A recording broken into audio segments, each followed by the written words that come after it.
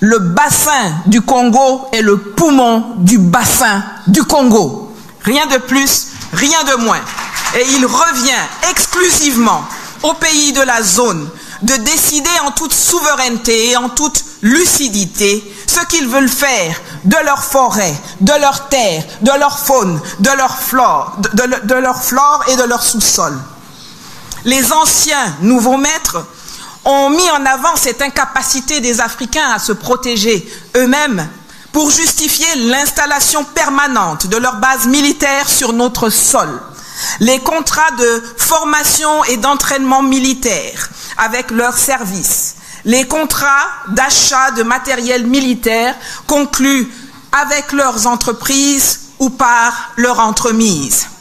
La falsification de l'histoire se prolonge enfin dans le domaine culturel et social. Pour bien tenir tout ce que je viens d'évoquer en harmonie et montrer que la culture de l'ancien colonisé est exactement celle qu'a voulu la puissance coloniale, on a créé le monde de la francophonie et du Commonwealth, qui ont réussi à transformer la culture en un instrument de pression politique, commerciale, en instrument d'intoxication des masses africaines du précaré, à travers les programmes éducatifs, les programmes scolaires, les programmes universitaires, les maisons d'édition, les arts, le sport, la culture et les médias, pilotés par la capitale de l'ancienne puissance coloniale. Mesdames, Messieurs, les présidents et membres de Parlement, chers participants, je voudrais commencer par remercier les organisateurs de la Douma d'État pour nous avoir invités à prendre la parole et à exprimer aujourd'hui mon point de vue et celui des populations africaines qui se reconnaissent dans le combat que nous menons. Lors de cette conférence qui se penche sur le néocolonialisme occidental et la façon dont on peut prévenir une répétition à l'infini de l'histoire. Dans ce cadre, j'ai choisi aujourd'hui de vous parler de l'absolue nécessité de lutter contre la falsification de l'histoire, notamment dans le précaré français, qui entretient un narratif mensonger que je dénonçais déjà lors du premier sommet Russie-Afrique en octobre 2019 à Sochi et qui m'a valu quelques menus problèmes, comme certains d'entre vous le savent peut-être. L'histoire qui nous lie à l'Occident commence lorsqu'ils mettent les pieds chez nous, au XIXe siècle, au XVIIIe pour certains, à la recherche de l'or noir. À l'époque, l'or noir, ce n'était pas le pétrole, c'était nos aïeux. C'était cette main-d'œuvre qu'ils ont transformée en esclaves pour aller travailler chez eux et les enrichir. Cette histoire avec l'Occident continue avec des accords de protectorat, pas bien méchants d'ailleurs, à l'époque, qu'ils ont signés avec certains chefs africains en amont de la conférence de Berlin en 1884 et qu'ils ont ensuite violés, comme d'habitude, pour se lancer dans une colonisation qui, loin d'avoir été aussi paisible et positive qu'ils aiment bien le faire croire, a été dure, violente et sanglante. Ils se plaisent à évoquer les travaux qu'ils ont effectués chez nous comme si c'était des cadeaux. Non. Alors, ces routes, ces chemins de fer qu'ils ont construits, c'est avec notre argent, notre sueur, notre sang et notre vie. Loin du discours sentimental dont les tenants du pouvoir français d'hier et d'aujourd'hui aiment nous abreuver, cette histoire a ensuite été marquée par des luttes d'indépendance, mais aussi, on n'en parle pas trop souvent, par les luttes syndicalistes contre le travail forcé, pour l'amélioration des conditions de vie des populations maltraitées par les compagnies occidentales et par des bagarres autour du foncier. Le narratif français de cette époque-là est généralement aux antipodes de ce que les populations connaissent et se remémorent. C'est brutal, c'est sauvage. L'histoire se poursuit ensuite avec le néocolonialisme, la nouvelle forme du colonialisme qui a vu le jour après l'octroi des indépendances aux pays africains, comme si l'indépendance s'octroyait. On l'a appelé ainsi parce que les indépendances ont fait croire aux gens que le colon partait, alors que la réalité a démontré qu'il n'en était rien et que le colon est resté et qu'il a conservé tout son contrôle. C'est ainsi que notre histoire commune se poursuit avec des coups d'État, les changements de régime, qu'ils ont longtemps niés, mais qu'ils ont pourtant perpétrés grâce à leurs mercenaires comme Bob Denard, grâce à leurs légions étrangères ou grâce aux soldats africains qu'ils ont formés, peut-être même pour cela. C'est généralement lorsqu'ils ne sont plus aux affaires que certains chefs d'État français admettent du bout des lèvres leur forfait. Mais pourquoi éprouvent-ils donc le besoin de falsifier l'histoire? Là d'où je viens, c'est très simple. On dit que lorsque tu mens, c'est parce que tu as quelque chose à cacher. Les politiques français doivent d'abord cacher des choses à leur propre population, dont une partie est anticoloniale et une autre ignorante, se berce d'illusions quant à la grandeur de leur pays ou d'ignorance quant à la provenance de leur confort. Ils doivent ensuite mentir à la communauté internationale, car après s'être posés en défenseurs, en parangons de la démocratie, des lumières, des droits de l'homme, il leur est difficile d'admettre à la face du monde qu'ils ont renoncé à ces valeurs pour devenir des geôliers, des tortionnaires de ceux dont ils avaient la tutelle. À nous, Africains, ils mentent pour mieux nous leurrer, pour nous blaguer, pour nous intoxiquer, pour nous endormir, pour nous faire perdre notre estime de soi et surtout pour continuer à nous dominer et à nous exploiter. Mais avec nous, ils ont fait plus que mentir.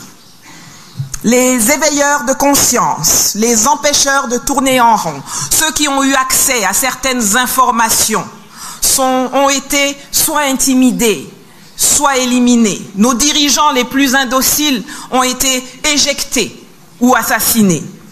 Mais comment font-ils pour falsifier et pour dominer? Le néocolonialisme a un volet politique, un volet économique, un volet militaire et un volet culturel et social. Et pour chacun de ces aspects, il y a eu un discours précis dans lequel nous baignons encore. Si l'on regarde le volet politique, le narratif a présenté le néocolonialisme comme le choix des Africains eux-mêmes, exprimé à travers des chefs d'État complices, choisis et formés par le colon et prêts à endosser le rôle d'immature irresponsable, manquant de capacités politiques et intellectuelles nécessaires pour se représenter eux-mêmes dans des instances que les colons ont créées dès 1945, alors que nos pays, en l'état actuel des choses, n'existaient pas encore.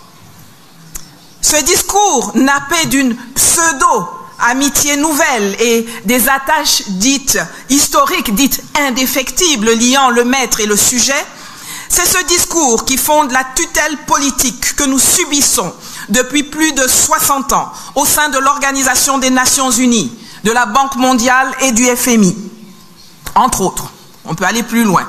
C'est ce narratif qui continue de justifier aujourd'hui encore en mars 2023 l'existence du statut de porte-plume dévolu aux anciennes puissances coloniales au sein des Nations Unies, qui leur réserve le droit de rédiger les résolutions et les communications présidentielles du Conseil de sécurité et de l'Assemblée générale sur l'Afrique. Seul le Mali, avec le colonel Assimi Goïta, a eu la dignité de le récuser il y a quelques semaines. Merci. Sur le plan économique, économique, nos anciens maîtres ont écrit une histoire selon laquelle nos pays sont pauvres, nos économies sont faibles, n'ont pas de capitaux, n'ont pas d'industrie, n'ont pas de moyens et financiers pour se prendre en charge. Ce qui nécessite qu'ils gèrent notre monnaie, qu'ils nous fassent crédit, qu'ils nous apportent une aide qu'ils présentent comme un acte humanitaire pour leurs anciens sujets, pour nous aider à nous en sortir économiquement. Encore une fois, les présidents africains complices acceptent de signer des traités léonins qui garantissent aux États occidentaux une protection solide et contrôlée contre la concurrence étrangère et leur permettent aujourd'hui encore de faire main basse sur nos économies, les finances publiques, les ressources naturelles de nos pays. Des accords infantilisants qui nous ont conduit tout droit au fiasco et qui font de certains d'entre nous des prisonniers du franc CFA, des éternels mendiants au guichet de l'aide publique au développement, des endettés improductifs devant l'Éternel.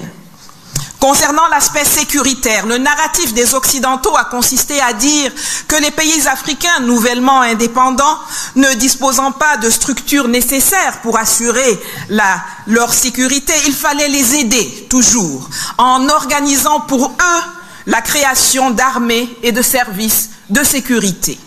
Dans le contexte de la guerre froide dont on a parlé précédemment, caractérisée par les luttes d'influence entre les blocs communistes et capitalistes, les anciens nouveaux maîtres ont mis en avant cette incapacité des Africains à se protéger eux-mêmes pour justifier l'installation permanente de leurs bases militaires sur notre sol. Les contrats de formation et d'entraînement militaire avec leurs services, les contrats d'achat de matériel militaire conclus avec leurs entreprises ou par leur entremise. La falsification de l'histoire se prolonge enfin dans le domaine culturel et social. Pour bien tenir tout ce que je viens d'évoquer en harmonie et montrer que la culture de l'ancien colonisé est exactement celle qu'a voulu la puissance coloniale, on a créé le monde de la francophonie et du Commonwealth, qui ont réussi à transformer la culture en un instrument de pression politique, commerciale, en instrument d'intoxication des masses africaines du précaré, à travers les programmes éducatifs, les programmes scolaires, les programmes universitaires, les maisons d'édition, les arts, le sport, la culture et les médias, pilotés par la capitale de l'ancienne puissance coloniale. L'information n'est crédible, n'a de sens et ne doit être prise en compte par la communauté internationale que lorsqu'elle est validée par les organes de presse de la puissance coloniale. Et c'est ainsi qu'on voit nos présidents, nos ministres, nos députés, nos intellectuels se précipiter fièrement à longueur de journée pour donner à RFI, France 24, TV5, l'AFP, Vieille Afrique, enfin ça s'appelle Jeune Afrique je crois, des interviews et des opinions qu'ils dénient à leurs propres médias et participer ainsi activement au maintien de la fumisterie coloniale. Heureusement, l'Internet nous permet aujourd'hui de corriger cela. Et une vidéo, un tweet, une conférence, un live de Kémy Séba ou de moi a plus d'audience et plus de résonance que n'importe quelle émission de médias france-africains. Évitez donc d'aller à Paris. Que faut-il donc faire pour mettre un terme à cette falsification qui permet la pérennisation du néocolonialisme occidental? Les accords léonins signés par nos chefs d'État africains complices qui s'empressent de punir ceux qui en dénoncent les effets. Kémy a été chassé du Sénégal parce qu'il a déchiré un billet de 5 000 francs CFA. J'ai été chassé de Côte d'Ivoire parce que en 2019 à Sochi, j'ai dénoncé la structure du néocolonialisme français et son narratif mensonger. les manuels scolaires, la culture, les musées, les médias sont les moyens visibles qui sont utilisés pour falsifier l'histoire et nous maintenir dans l'escarcelle du néocolonialisme occidental. Mais il y a toute une partie invisible, toute une partie qui se traduit par la dissimulation des archives et le soft power utilisé dans les coulisses des institutions, des événements, des conférences internationales auxquelles l'Afrique n'a pas accès. Quand les Français marchent la nuit dans les couloirs pour aller dire à leurs partenaires internationaux ce qu'ils ont le droit de faire ou non en Afrique, ce continent qu'ils continuent de considérer comme leur propriété et dont ils ont besoin pour survivre, ne serait-ce qu'en tant que puissance moyenne. C'est pourquoi je m'adresse à présent directement aux amis russes dans la salle. Ouvrez vos archives. Donnez-nous les preuves que vous détenez de ces agissements. Maintenant que vous voyez leurs méthodes et que vous en faites aussi les frais aujourd'hui. Avec la réécriture de l'histoire, de la contribution de la Russie à la marche du monde et au bien-être occidental, vous comprenez, j'en suis sûr, nos besoins, mieux que jamais. Vous étiez à Berlin en 1884, nous n'y étions pas. Vous étiez à Yalta, nous n'y étions pas. Vous étiez là en 1960, nous n'y étions pas. Partagez-nous vos informations et vos archives pour nous aider à déconstruire efficacement, scientifiquement, la falsification de l'histoire qui fait le lit du néocolonialisme. Quant à vous, mes frères et sœurs parlementaires africains, j'ai aussi quelque chose à vous dire pour conclure. Tous les jours, au péril de notre vie et de notre confort, nous faisons notre part pour déconstruire le carcan mis en place pour nous maintenir dans l'asservissement. Je vous demande, en rentrant chez vous, de faire votre part pour virer le geôlier et pour briser les chaînes de la tutelle encombrante, hégémonique, peu rassurante et appauvrissante qui nous empêche d'évoluer et de devenir des hommes dignes et libres et prospères au sein de nations africaines unies et apaisées. Certains d'entre vous le font déjà. Après avoir été élu à la tête de l'Assemblée nationale de Côte d'Ivoire en 2001, le professeur Mamadou Koulibaly a fait ce qu'aucun président de l'Assemblée nationale n'avait osé faire auparavant. Il a fait sortir des archives de l'Assemblée nationale, les accords léonins qui avaient été passés pour maintenir les pays africains sous la domination de la France. Et il les a publiés intégralement dans un ouvrage intitulé « Les servitudes du pacte colonial ». Pratiquez la transparence. Vous êtes les représentants du peuple.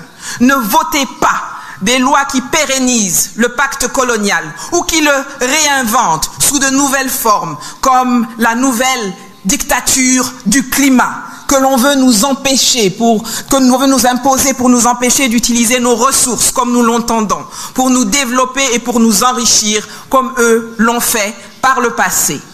Le bassin du Congo n'est pas le poumon de la planète. Le bassin du Congo est le poumon du bassin du Congo. Rien de plus, rien de moins. Et il revient exclusivement aux pays de la zone de décider en toute souveraineté et en toute lucidité ce qu'ils veulent faire de leur forêt, de leur terre, de leur faune, de leur flore et de leur sous-sol. Messieurs les parlementaires, mesdames les parlementaires, bloquez la ratification de contrats qui prévoient l'exportation de matières premières non transformées et proposez des lois qui vont enfin nous débarrasser de la tutelle monétaire, des bases militaires occidentales et des programmes scolaires mensongers qui empoisonnent notre continent depuis trop longtemps déjà. Nous avons assez perdu de temps depuis 60 ans. Agissez, agissons ensemble. Spasiba. Opportunité de formation en élevage du poulet local en Afrique. Est-ce que vous avez un projet d'installation d'une ferme de poulet local? est-ce que l'élevage du poulet vous intéresse réellement? Est-ce que vous rencontrez déjà des problèmes sur votre ferme, des problèmes concernant les maladies, la croissance, la chute de ponte ou même des problèmes liés à la fabrication d'aliments? Vous voulez maîtriser la fabrication d'aliments pour rentabiliser votre élevage de poulet. Les amis, est-ce que vous avez besoin de connaissances, d'une formation pour réellement rentabiliser? Cette formation, c'est pour vous. Pour ceux qui ne me connaissent pas, je suis le coach Emmanuel Agronome, un technicien supérieur. Je suis un producteur du poulet local, PDG de l'entreprise Fika Poulet, une entreprise spécialisée dans la production, dans la transformation et dans la commercialisation du poulet local 100% africain. Nous, on ne fait pas les poulets importés, on ne fait pas l'élevage des poulets de chair, on ne fait pas l'élevage de la poule pondeuse. On est plus spécialisé dans la race locale. Maintenant, je vais vous expliquer ce qui se passe dans notre entreprise et comment nous on rentabilise. Les amis, nous avons juste des reproducteurs. Des reproducteurs, c'est des sujets de 6 mois qui nous donnent des œufs fertiles. L'œuf que nous on obtient, c'est des œufs fertiles. Maintenant, les œufs fertiles sont amenés dans l'incubateur où ils vont passer 18 jours dans l'incubateur, après 3 jours dans l'éclosoir et nous avons les poussins. Les poussins qui représentent la matière première pour rentabiliser réellement votre élevage du poulet. Ça veut dire chez nous, on n'achète pas les poussins. C'est ce qui fait réellement qu'on rentabilise 3000 poussins en 1 mois. C'est ce qu'on obtient et nous allons multiplier ça dans les années à venir. Alors pour vous aider à nous ressembler, à rentabiliser votre élevage, nous organisons chaque dernière semaine de chaque mois une formation pour aider la communauté noire. Nous avons 2 types de formation. Il y a la formation de production. C'est quoi la formation de production? Au cours de la formation de production, nous allons parler du mythe autour du poulet. Pourquoi ils ont créé réellement le poulet Goliath? Il faut comprendre pourquoi ils ont créé le poulet Goliath. C'est quoi les avantages du poulet Goliath? Quels sont les produits dérivés d'élevage du poulet Goliath? Nous allons après parler des maladies de traitement, de la fabrication d'aliments. Les amis, la fabrication d'aliments, 80% des dépenses sont liées à l'alimentation. Donc, il faut maîtriser la fabrication d'aliments aujourd'hui pour rentabiliser votre élevage de poulet. Après, nous allons parler de la gestion de l'incubateur et de l'éclosoir. Nous allons parler après de quoi? De la rédaction de projet. Si vous avez un projet d'élevage de poulet, il faut rédiger le projet. Voir si ce projet est rentable à long terme.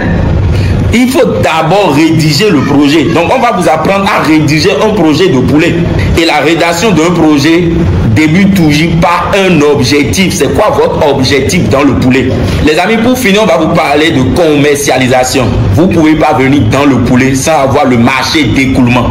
On va vous apprendre les marketing de communication, marketing de vente et marketing du produit. Sans le marché d'écoulement, il n'y a pas d'élevage de poulet. Ça, c'est la première formation appelée formation de production. Le coût de cette formation, c'est 180 $, 100 000 francs CFA. Si vous êtes déjà intéressé, le numéro est devant vous.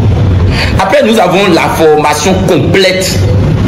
La formation complète, c'est la formation qui part de la production jusqu'à l'abattage du sujet. Quand vous venez dans le monde d'élevage, pour réellement rentabiliser, vous devez apprendre à transformer. Vous savez, nous avons 3 piliers de production. La production, la transformation et la commercialisation. Vous ne pouvez pas seulement vous arrêter à la production. Vous n'allez pas réellement rentabiliser. C'est vrai que vous allez gagner d'argent, mais ce n'est pas encore ça rentabiliser. Il faut venir au niveau de la transformation. Et quand on parle de la transformation au niveau de la race locale, au niveau du poulet, c'est comment installer votre abattoir. Donc, au cours de la grande formation, la formation complète, on parle de l'installation d'un abattoir ou une tuerie. Si vous n'avez pas les moyens, au lieu d'installer un abattoir, vous installez votre tuerie simplement.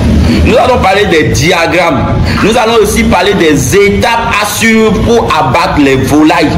Parce qu'il y a plusieurs étapes pour abattre et produire une viande de qualité. N'oubliez pas que vous voulez mettre dans l'assiette de la population une viande de qualité. Donc, il faut respecter d'abord les normes d'hygiène. Et là, nous allons parler aussi des normes HACCP. Les normes HACCP, c'est des conditions que vous devez respecter pour ne pas infecter la viande. Et pour finir cette formation, nous allons parler de quoi? De la traçabilité. Si réellement vous voulez devenir une entreprise qui se respecte, une entreprise qui va rouler avec des millions, avec des milliards, vous devez agir sur la traçabilité de votre produit. Et la grande formation, la formation complète, elle est à $360, 200 000 francs CFA. Le bonus ici, c'est que vous allez intégrer une communauté. Vous allez rester avec nous. Vous savez, quand vous rencontrez des vrais éleveurs qui rentabilisent, vous gagnez en expérience. Donc voilà les deux types de formations qu'on dispose au sein de notre communauté. Et si vous êtes intéressé par nos formations, il y a un seul numéro. Le numéro là, c'est le numéro de formation. Vous appelez, vous envoyez votre nom, prénom et vous faites votre inscription, on met votre nom sur la liste. Chaque fin du mois, on organise des formations, mais les places sont limitées. On a besoin seulement de 10 personnes chaque mois. Et comment cette formation, ça fonctionne? Les amis, il faut vite faire l'inscription avant la fin du mois. Et là, vous avez des liens, vous avez des vidéos, vous avez des documents. Et vous finissez de suivre les vidéos, de faire la lecture de ces documents. Et le jour même de la formation, vous posez des questions. Là, vous avez déjà une idée de ce qu'on appelle l'élevage avant le jour de la formation. Et là, vous avez le temps pour poser tellement de questions. Chez nous, il n'y a pas de questions bêtes. Chers membres de la communauté des entrepreneurs, la connaissance, seule la connaissance va vous permettre de rentabiliser votre élevage de poulet. J'attends vos inscriptions. Inscrivez-vous massivement à cette formation et ensemble, nous allons atteindre notre autosuffisance alimentaire et aussi parler de souveraineté alimentaire. Ensemble, les amis, nous pouvons lutter contre l'importation de la volaille, des poulets congelés, des poulets morts. Il faut commencer la production, mais surtout de la production du poulet local 100%. J'attends vos inscriptions. Merci beaucoup. Le numéro est devant vous. Ce numéro, c'est uniquement pour la formation. Quand vous appelez, c'est pour acheter une formation. C'est pour prendre des renseignements sur la formation et vous inscrire. Merci beaucoup et à tout à l'heure.